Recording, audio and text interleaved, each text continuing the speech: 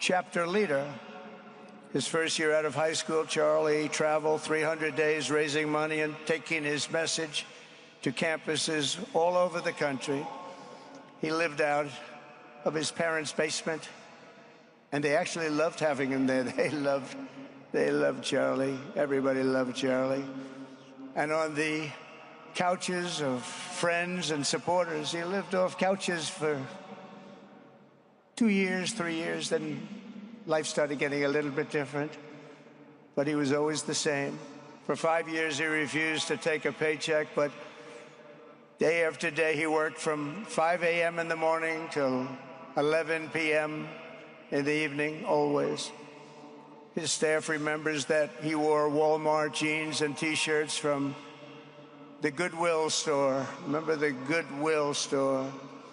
It wasn't easy, but Charlie wasn't in it for money at all, never has been. Money was never his thing. He was always in it for the mission. As he liked to say even back then, we have a country to save. Just what he did. He'd call me all the time, sir, we have a country to save. I said, Charlie, thanks very much for telling me that. I appreciate it.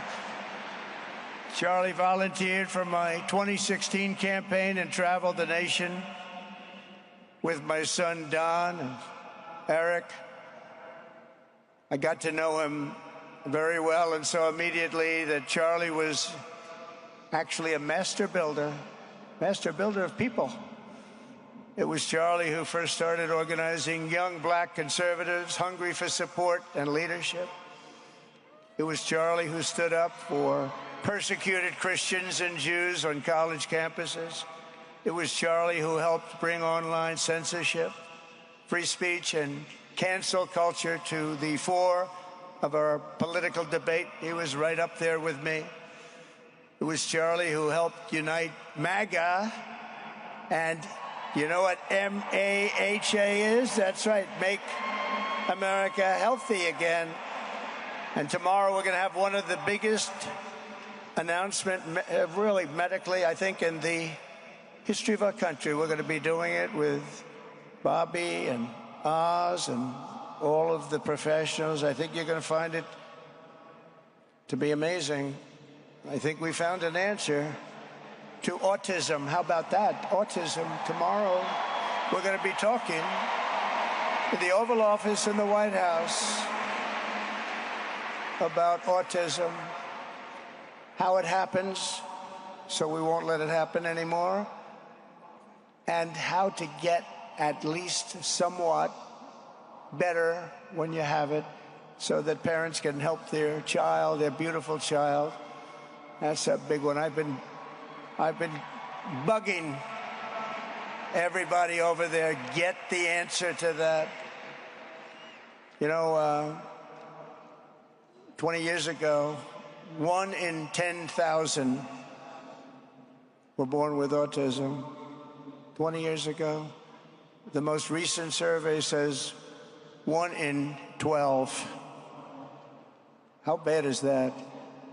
That's for young boys, baby boys, but also girls a little bit better. It's about 1 in 20, but we can't, because obviously there was something really wrong, and we think we know what that is. It's going to be, I think it's going to be one of the most important news conferences I'll ever have, and I look so forward to it.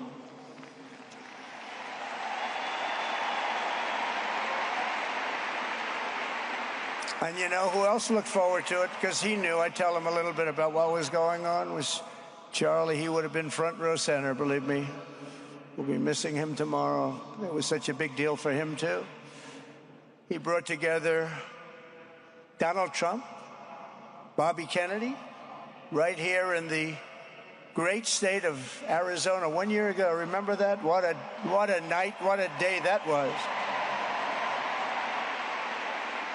And it was Charlie who was among the first to speak to me about a man from Ohio by the name of J.D. Vance. Have you ever heard of him?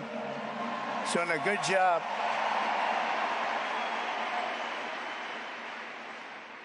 But Charlie would often call me, sometimes the night before a big event, the other side of the country. And it'd ask me, it'd say, do you think you could come and speak at the event? The following day, right? I'd say, Charlie, I'm the president of the United States. You want me to travel 4 hours by plane?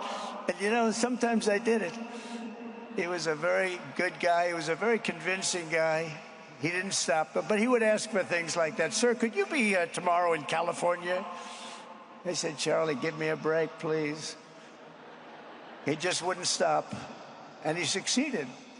But I almost always went because you never wanted to let Charlie down.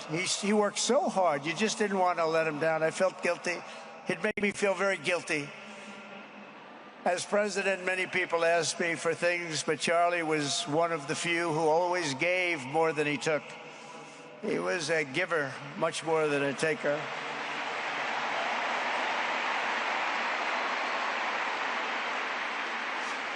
And no matter how big Charlie became, no one was too small.